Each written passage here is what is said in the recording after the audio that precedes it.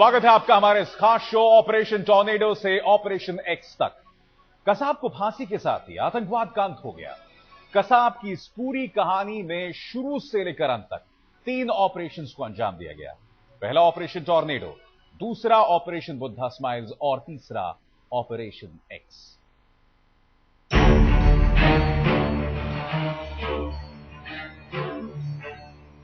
मुंबई पर आतंकी हमले के बाद दहशत का आलम था।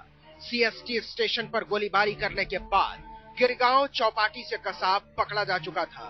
बाकी के आतंकी होटल ताज और नरीमन हाउस पर कब्जा जमाए बैठे थे।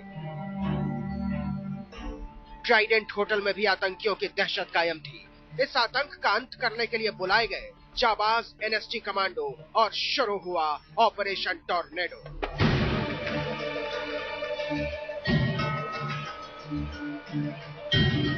नरीमन हाउस में घुसे 2 आतंकियों ने लोगों को बंधक बना रखा था। जाबाजी के साथ एनएसजी कमांडो ने यहां पर ऑपरेशन को अंजाम दिया। आतंकियों को मौत के घाट उतारकर लोगों को रिहा कराया। होटल ट्राइडेंट में तो सबसे पहले ऑपरेशन को खत्म किया गया। अब असली लड़ाई होटल ताज में बाकी थी। कमांडो ताज में घुसे और आतंकियों को चुन चुन कर निशाना बनाया। करीब 60 घंटे तक चली कार्रवाई के बाद एनएसजी कमांडो ने मुंबई में आतंक का अंत कर दिया। 9 आतंकी मारे गए और कसाब मुंबई पुलिस के हत्थे चढ़ गया। पूरी दुनिया में पकड़ा गया पहला आत्मघाती आतंकी था अजमल आमिर कसाब। कसाब को मुंबई आर्थर रोड जेल में जबरदस्त सुरक्षा के बीच रखा गया। 13 जनवरी 2009 को एमएल ताहिलियानी के कोर्ट में कसाब का ट्रायल शुरू हुआ। कसाब के खिलाफ 11,000 पन्नों की चार्जशीट दाखिल की। 26 फरवरी 2009 को दाखिल की गई ये चार्जशीट 26 फरवरी 2009 को ही 312 मामलों में कसाब को आरोपी बनाया गया। इस मामले में 27 फरवरी 2009 को उज्जवल निकम सरकारी वकील नियुक्त किए गए। कसाब का केस 2 मार्च 2009 को सेशन कोर्ट में पहुंचा। इस आतंकी की सुरक्षा को देखते हुए 17 अप्रैल 2009 को आर्थर रोड जेल में ही ट्रायल शुरू हुआ। स्पेशल कोर्ट ने 6 मई 2010 को कसाब को सजाए मौत सुनाई। 21 फरवरी 2011 को बॉम्बे हाई कोर्ट ने मौत की सजा बरकरार रखी और फिर 29 अगस्त 2012 को सुप्रीम कोर्ट ने भी कसाब की याचिका खारिज कर दी। कोर्ट के फैसले के बाद शुरू हो गया कसाब की फांसी का काउंटडाउन। राष्ट्रपति ने कसाब की दया याचिका को 5 नवंबर 2012 को खारिज कर दिया। इसके 2 ही दिन बाद यानी 7 नवंबर को गृह मंत्री ने कसाब की फाइल पर दस्तखत किए और इसके बाद शुरू हुआ ऑपरेशन बुद्धा स्माइल। महाराष्ट्र सरकार को मामले की जानकारी 8 नवंबर को दी गई और इसके लिए जल्द से जल्द तैयारी करने को कहा गया। 8 नवंबर को ही प्रधानमंत्री और गृह मंत्री के बीच बातचीत हुई। 11 नवंबर को महाराष्ट्र के मुख्यमंत्री ने बैठक बुलाई और इसी बैठक में फांसी की तारीख 21 नवंबर तय की गई। कोर्ट को इस फैसले की जानकारी 13 नवंबर को दी गई। 19 नवंबर को इस मामले की जानकारी आईजी लॉ एंड ऑर्डर को दी गई। साथ ही कसाब को आर्थर रोड जेल से पुणे लाने की जिम्मेदारी आईटीबीपी को सौंपी गई। कसाब को 19 नवंबर को मुंबई से पुणे लाया गया। 20 नवंबर यानी मंगलवार को जल्लाद को बुलाया गया। कसाब को पुणे के यरवड़ा जेल में जबरदस्त सुरक्षा के बीच रखा गया और इसके बाद शुरू हो गई ऑपरेशन एक्स की तैयारी। ऑपरेशन एक्स के लिए 17 लोगों की टीम बनाई गई, जिसकी अगुवाई IG law and order Devendra Bharti कर रहे थे। 21 नवंबर 2012 की सुबह ठीक 7:36 पर ऑपरेशन एक्स को अंजाम दिया गया, यानी मुंबई के मुजरिम को दे दी गई सजाए मौत। शमशेर सिंह के साथ आज तक ब्यूरो। और हमारे साथ जुड़ रहे हैं एनएसजी के पूर्व प्रमुख जेके दत्ता साहब। जी हां, ऑपरेशन ब्लैक टॉर्नेडो, वो ऑपरेशन जिसने सही मायनों में अंकुश लगाने का प्रयास किया था। बहुत बड़ी चुनौती थी दत्ता साहब आप लोगों के पास उस रात, जब 3 बजे आप लोग हरकत में आए थे। जब इस ऑपरेशन की जमीन तैयार की गई थी तो उस वक्त आपके दिमाग में क्या चल रहा था? ये जिस समय ये ऑपरेशन 2008 में हमने किया और रात के 3 बजे हम लोग एरोप्लेन के अंदर आईएल्स प्लेन के अंदर सामान रख के सारी कमांडो फोर्स रेडी हो रही थी। उस समय से ही जो इंफॉर्मेशन जितनी मेरे पास अवेलेबल थी, जो मैंने टीवी पे देखी थी चैनल्स पे, और जो जरा इंफॉर्मेशन मेरे को हमारे आईबी ने दी थी, उसी के ऊपर मेरा एक तरह से ऑपरेशन मन के अंदर प्लान होना शुरू हो गया था। साथ साथ में मेरे मन में ये भी बातें आ रही थी कि और क्या क्या चीज़ें हमें भविष्य में करनी पड़ेंगी, जिससे कि जो कुछ चीज़ें हम कर रहे हैं वो और आसानी से हो सके, जल्दी हो सके और समय कहीं पे भी नष्ट ना हो। दत्ता साहब, मेरे ख्याल से एक जो बहुत बड़ी चुनौती ये थी कि जब आप लोग उस प्लेन में सवार हुए थे आने के लिए, उस वक्त शायद संभवतः आपके पास सिर्फ 2 टारगेट्स थे, होटल ताज और ट्राइडेंट, अगर मैं गलत नहीं हूं। ये बाद में जाके आपको नारिमन हाउस के बारे में पता चला। ये अपने आप में कितना चुनौतीपूर्ण रहा आपके लिए? ये आपका प्रश्न बिल्कुल बीच में से सुनाई दिया है, कृपया फिर से मेरा सवाल ये था दत्ता साहब आपसे, अगर मैं गलत नहीं हूं तो जब आप लोग इस ऑपरेशन में घुसे थे तो उस वक्त आपको सिर्फ ताज और ट्राइडेंट होटल के बारे में मालूम था। नारिमन के बारे में शायद बाद में पता चला कि वहां पर भी टेररिस्ट घुसे हुए हैं। तो अपने आप में डिप्लॉयमेंट को लेकर कितनी बड़ी समस्या थी? जब हम लोग दिल्ली से मुंबई गए थे उस समय मेरे पास यही इंफॉर्मेशन थी कि 3 प्रेमिसेस के ऊपर एनएसजी को अपना ऑपरेशन करना पड़ेगा। एक ओबरॉय होटल, ताज होटल और तीसरा नारिमन हाउस। तो इन 3 जगह के लिए तो हम तैयार थे, किंतु जब हम मुंबई पहुंचे और होटल्स के पास हमारी फोर्स को डिप्लॉय करना पड़ा तो हमने देखा कि ओबरॉय के साथ जो ट्राइडेंट है वो एक अलग से मल्टी स्टोरीड बिल्डिंग है और उसी तरह ताज के साथ भी एक टावर है, वो भी अलग एक बिल्डिंग है जिनमें 200-300 से ज्यादा कमरे थे और उसके अंदर सबों के अंदर गेस्ट होने की बात थी। तो उस समय हमारे लिए 3 से ये 5 स्थान बन गए थे, पर हम लोगों ने अपना ऑपरेशन साइमल्टेनियसली सब जगह शुरू किया था, क्योंकि मेरा ये विश्वास था कि जहां पर निर्दोष जाने इन्वॉल्व है वहां पे हम एक एक जगह एक एक करके नहीं ले सकते। तो इसलिए 3 या 5 जगह पे हमारा ऑपरेशन इकट्ठे हो गया था। कहीं पे हम लोग होल्डिंग ऑपरेशन कर रहे थे कि टेररिस्ट ऐसी जगह पे ना पहुंचे जहां पे हॉस्टेजेस हैं, दूसरी जगह पे हम उनको ट्रेस आउट करने की कर रहे थे और तीसरी जगह जहां पे मिल रहे थे तो वहां पे हम उनको इंगेज कर रहे थे, जिससे कि वो एक जगह पे ही रहे और अपना ध्यान दूसरों की तरफ, गेस्ट की, होटल की जो गेस्ट है या स्टाफ है उनकी तरफ ना उनका ध्यान जाए। जी दत्त साहब, ये भी मैं आपसे जानना चाहता हूं, क्योंकि तीनों का भूगोल था, चाहे ट्राइडेंट हो, ताज हो और नारिमन का, तीनों अलग था। मसलन अगर मैं सिर्फ ताज होटल की बात करूं तो यहां पर 323 रूम्स थे, 21 फ्लोर्स थे और हर फ्लोर में 17 रूम्स थे। तो जाहिर सी बात है ये अपने आप में बहुत ही, जिसे कहते हैं, माइंड बॉगलिंग था। तो जब आप ये तमाम फैक्टर्स से आप डील कर रहे थे तो क्या चल रहा था उस वक्त आपके जहन में? ये आपने जो बात कही है बिल्कुल ठीक है कि जैसे जैसे हम ऑपरेशन के अंदर और डीपली जाते गए और जब हमने ये इसका मैग्नीट्यूड देखा तो हमने रियलाइज किया कि इसके कितने रेमिफिकेशंस हैं इस केस के। एक तो हमारे पास कोई वहाँ पे जो भी लोकल अथॉरिटीज थी कोई इंफॉर्मेशन ही दे पा रही थी कि होटल के किस भाग के अंदर ये टेररिस्ट गए हुए हैं। तो ये पहले ग्राउंड फ्लोर पे भी हो सकते थे और ये ऊपर की मंजिलों पे भी हो सकते थे, पर ये इंफॉर्मेशन हमारे पास बिल्कुल नहीं थी। और ये बहुत ज़रूरी था कि एनएसजी जो एरिया अपने पीछे जो कवर करके पीछे छोड़ती है वो एकदम सेफ होना चाहिए, नहीं तो ये हो सकता था कि पीछे से कोई दरवाज़ा खुलता या किसी रास्ते से कोई जरा निकल के आता, टेररिस्ट आता और हमारे एनएसजी के कमांडोज पे ही गोली चलाने लग जाता।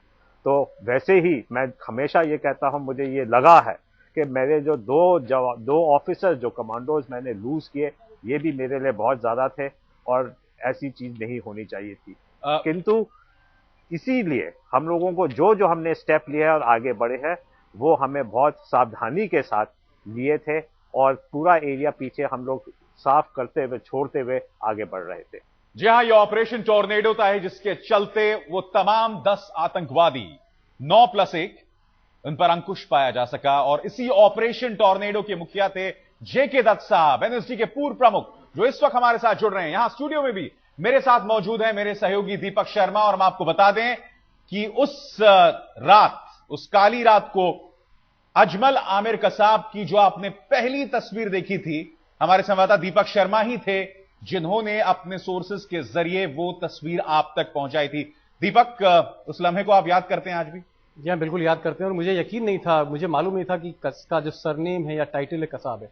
हमको ये मालूम था कि इसका नाम अजमल आमिर है, और वहीं से हमने खबर ब्रेक करी जिसमें उसका इंटरोगेशन चल रहा था। लेकिन एक सवाल बहुत अहम पूछना चाहूंगा। विशाल दत्त साहब हमारे साथ हैं। दत्त साहब, उस वक्त जब ये ऑपरेशन चल रहा था तो ये एक शुरुआती खबरें जो आ रही थी, जो इनपुट्स आ रही थी अलग अलग एजेंसियों से कि 15 आतंकवादी हैं, कोई कह रहा था 10 आतंकवादी हैं, एग्जैक्टली आपको कब पता लगा कि दोनों बिल्डिंगों में, इमारतों में कितने आतंकवादी हैं, और वहां तक आप पहुंचे कैसे? जहां तक इमारतों के अंदर कितने आतंकवादी हैं, ये सवाल है आपका। ये जब तक हमारा ऑपरेशन एक एक जगह पे पूरा नहीं हुआ, उससे पहले हम ये नहीं कह सकते थे कि एग्जैक्ट नंबर ऑफ आतंकवादी कितने हैं। किंतु जो फायरिंग की इंटेंसिटी थी, जहां जहां पे फायरिंग हो रही थी, उससे हमको एक मोटा अंदाजा हो गया था कि वहां पे कितने हो सकते हैं। अब जैसे कि ओबरॉय होटल के अंदर, अगर होटल के अंदर हमारे ये था कि वहां पे 3 तक हो सकते हैं, 3 या 4। ताज होटल के अंदर था कि 6-7 तक हो सकते हैं। नारीमन हाउस के अंदर हमने सिर्फ 2 या 3 का ही अंदाजा लगाया था। किंतु ये जो एक अंदाजा लगाया जाता है, ये कभी कभी बहुत मिसलीडिंग होता है। क्योंकि अगर आपको याद हो, नारीमन हाउस से जो लेडी अब बच्चे के साथ वहां से बाहर निकली थी, वो तो नारीमन हाउस में ही थी जब टेररिस्ट वहां पे अंदर से शूटिंग कर रहे थे। बाद में ये इस लेडी से मेरी बातचीत हुई थी जब ऑपरेशन चल रहा था, और मैंने उनसे यही पूछा था कि नारीमन हाउस में कितने आतंकवादी हैं, और उनका जवाब था कि वहां पे 6 आतंकवादी हैं। किंतु बाद में जब हमारा पूरा इंसिडेंट, जब ऑपरेशन पूरा हुआ नारीमन हाउस पे, तो देखा गया कि वहां पे अंदर सिर्फ 2 थे। किंतु जैसे आपने बताया भी, और मैं भी यही कहता था कि शुरू में हमें ये बिल्कुल नहीं पता था कि कितने टेररिस्ट हैं, और ये नंबर बहुत फ्लक्चुएट कर रहा था, बहुत वेरी कर रहा था। दत्त साहब, मैं आपको यह भी जानना चाहता हूं, एक जो बहुत बड़ी शुरुआत में दिक्कत आप लोगों को पेश आ रही थी कि जिस तरह से मॉनिटरिंग कर रहे थे उनके हैंडलर्स, यह अपने आप में कितनी बड़ी चुनौती रही आपके लिए? ये ऑपरेशन जिस समय हम मुंबई पहुंचे और ऑपरेशन शुरू हुआ था, उस समय तो इमीडिएटली कोई इसके बारे में कि ये मॉनिटर हो रहा है कहीं से, वैसी तो मेरे पास कोई इंफॉर्मेशन नहीं थी। किंतु कुछ देर के बाद, कोई 11-12 बजे, एक तो इंफॉर्मेशन ये आई कि जो एनएसजी कमांडोज ताज होटल के अंदर जा रहे हैं, इसकी ये छवि टीवी के ऊपर दिखाई गई है। फिर जब 28 तारीख की सुबह जब हम, और उस समय 27 तारीख को जब ये हो रहा था, तो हमारी प्रेस से कॉन्स्टेंटली यही रिक्वेस्ट रहती थी कि ये जरा आप अभी मत दिखाइएगा, एनएसजी के ऑपरेशन में कौन कहाँ जा रहा है ये दिखाना ठीक नहीं होगा। 28 तारीख को ये मेरे को बिल्कुल क्लियर हो गया था कि minute to minute, second to second information लगता है बाहर जा रही थी कहीं पे, और जहां से ये ऑपरेशन कंट्रोल हो रहा था। और जिस समय हमारे हेलीकॉप्टर से कमांडोज नारीमन हाउस के ऊपर उतरे और ये सीन भी टीवी के ऊपर दिखाया गया, तो उस समय तो मुझे बहुत चिंता हुई थी, क्योंकि एक जो सरप्राइज एलिमेंट होता है वो हम खो रहे थे। और वो हमने फिर मैंने दिल्ली में अधिकारियों के साथ बात की थी, और उसके कुछ समय के बाद काफ़ी चैनल्स ने ये आइदर दिखाना बंद कर दिया था या डिलेड टेलीकास्ट हो रहा था। तो इससे एक तरह की जो एक सरप्राइज एलिमेंट से एडवांटेज मिलता है, वो हम खो रहे थे। दत्त साहब, एक बहुत अहम सवाल पूछना चाहूंगा, जो दर्शक भी जानना चाह रहे होंगे। दुनिया का नामी गिरामी ऑपरेशन जिसे कहा जा सकता है आतंकवादियों के खिलाफ, इस पूरी जंग में जो कई घंटों तक चलती रही लगातार, जो टर्निंग पॉइंट था आपके फेवर में, जो टर्निंग पॉइंट था, वो किस मुकाम पर आया? संक्षिप्त में बताइएगा। टर्निंग पॉइंट उसी समय आई जब हम लोग इन तीनों जगह पे टेररिस्ट को फिक्स, उनकी लोकेशन फिक्स कर सके, और उनके साथ फिर क्या कहते हैं एक्सचेंज ऑफ फायर शुरू हो गया था। क्योंकि जब तक ये एक्सचेंज ऑफ फायर और उनको हम इंगेज नहीं कर पा रहे थे, तब तक तो यही था कि ये होटल के किसी भी भाग में हो सकते हैं, किसी भी हॉस्टेज के साथ हो सकते हैं और कुछ भी कर सकते हैं। यानी जैसे तो मुकाबला हम शुरू लोगों हुआ का वही इनके टर्निंग साथ पॉइंट। एंगेजमेंट शुरू हुआ। जी जी, ऑपरेशन टॉर्नेडो से ऑपरेशन एक्स तक। जी हां, आखिरकार अजमल आमिर कसाब को फांसी चढ़ा दी गई, मगर कौन भूल सकता है कि किस तरह से रात को 3 बजे रवाना हुए थे एनएसजी के वो जांबाज कमांडोज और फिर उन्होंने उसे अंजाम दिया था। हमारे साथ उस पूरे ऑपरेशन के प्रमुख जेके दत्त साहब, एनएसजी के पूर्व प्रमुख हमारे साथ मौजूद है। साथ यहां स्टूडियो में मेरे साथ मौजूद हैं दीपक, आप और हम दोनों वहां रिपोर्टिंग में मौजूद थे। निहायत ही चुनौतीपूर्ण काम था। एक रिपोर्टर के लिहाज से जब ऑपरेशन टॉर्नेडो को अंजाम दिया जा रहा था, कौन सा एक लम्हा आप याद करते हैं उस वक्त? देखिए, मुझे लगता है कि सबसे बड़ी जो चुनौती थी वो ये थी कि आखिर आतंकवादी हैं कितने, 35 हैं, 40 हैं, 30 हैं, कहीं और धमाका हो सकता है। मुझे लगता है कि जिस वक्त ये तय हो गया, पहली आतंकवादी की लाश आई, मुझे लगता है कि वहां पर थोड़ा सा राहत हमने ली कि हाँ, कहीं ना कहीं अब दबाव जो है वो एनएसजी का बढ़ा है और ऐसा लगता है कि ये जो खून खराबा हो रहा है मुंबई में, देश की व्यापारिक राजधानी में, इसको कहीं विराम लग सकता है। बिल्कुल। दत्त साहब, मैं आपसे जानना चाहता हूं, मार्कोस के साथ आपका किस तरह का तालमेल था और उनसे क्या मदद मिली आपको? एनएसजी के मुंबई पहुंचने से पहले हमें यह पता चला था कि महाराष्ट्र गवर्नमेंट ने मार्कोस की सहायता ली है और जब मैं वहां पे पहुंचा तो मुझे यह लगा कि मार्कोस एक सिचुएशन कंटेन करने की कोशिश कर रहे थे जी। और सिर्फ ताज होटल के अंदर उनका एक छोटा सा स्कर्मिश हुआ था कि जरा सी शूटिंग कहीं पे हुई थी, जिस समय ये अपनी लोकेशन चेंज कर रहे थे टेररिस्ट। उसके बाद और कोई इंफॉर्मेशन हमारे पास नहीं आई थी। तो एनएसजी जब पहुंची उसके बाद एनएसजी का ये पूरा ऑपरेशन का चार्ज ले लिया था और मार्कोस वहां से विड्रॉ हो गई थी। दत्त साहब, एक चीज यहां पूछना चाहेंगे कि वाकई बहुत बड़ा और खतरनाक ऑपरेशन था ये। शुरू में मुंबई की पुलिस थी, उसके बाद मुंबई की एटीएस थी, फिर मार्कोस आया और फिर एक स्पेशलाइज्ड एजेंसी एनएसजी आई। आपको लगता है, थोड़ा मुश्किल सवाल है और मैं चाहूंगा एक जवाब इस पर, कि जो कैजुअलिटीज थी, जिस तरह के लोगों की संख्या जितनी थी वहां पर, क्या मरने वालों की संख्या कम की जा सकती थी? क्या इस ऑपरेशन को थोड़ा और बेहतर किया जा सकता अगर एनएसजी पहले पहुंच जाती? जहां तक ये आपका प्रश्न का सवाल है, इसके मैं दूसरा भाग का जवाब पहले देता हूं। मेरा ये विश्वास है और ये अभी कहीं पे भी कभी कॉन्ट्रडिक्ट नहीं हुआ है कि एनएसजी के पहुंचने के बाद, और जब ये टीवी पे दिखा रहे थे कि एनएसजी इन तीनों स्थानों पे, तीनों प्रेमिसेस के अंदर और जो पास के जो 2 ट्राइडेंट और टावर है, इनमें एनएसजी आ गई है, उसके बाद काफी देर तक इन टेररिस्ट का कोई लोकेशन की खबर ही नहीं मिल रही थी। इसका मतलब यह है कि उनको यह सतर्क कर दिया गया था। तो और मेरा यह विश्वास है कि एनएसजी के वहां पहुंचने के बाद और उसकी डिप्लॉयमेंट के बाद कोई भी इनोसेंट लाइफ हमने, कोई गेस्ट की या होटल स्टाफ की, हमने कोई भी वो नहीं गंवाई। सिर्फ हमारे एनएसजी के 2 ऑफिसर्स वहां पे देवा मार्टर्ड जी। बट इसे छोड़ के और कोई जो होटल गेस्ट हो या स्टाफ हो या टूरिस्ट हो, और कोई को कैजुअलिटी नहीं हुई थी। जो भी कैजुअलिटी हुई थी वो एनएसजी के आने से पहला पहले सवाल हो चुकी थी। था कि क्या और आप संख्या जब को कहते कम हैं कि किया जा अगर सकता था? एनएसजी पहले पहुंचती, हाँ जी, कि क्या संख्या को कम किया जा सकता था जितने लोगों की जान गई? ये सवाल तो बड़ा स्पेक्युलेटिव है, इसके लिए कुछ कहा नहीं जा सकता। हाँ, पर ये कहूंगा मैं कि जैसे कि जितनी इंफॉर्मेशन या इंटेलिजेंस पहले मिली थी, जी दत्त साहब, करके कह रहे थे कि ये जगह पे अटैक हो सकता है, तो वहां पे अगर सिक्योरिटी जरा और टाइट रहती तो हो सकता है शायद ये लोग इतनी आसानी से इन प्रेमिसेस के अंदर घुस नहीं पाते। चलिए, बहुत बहुत शुक्रिया दत्त साहब, आपने आज तक के लिए वक्त निकाला।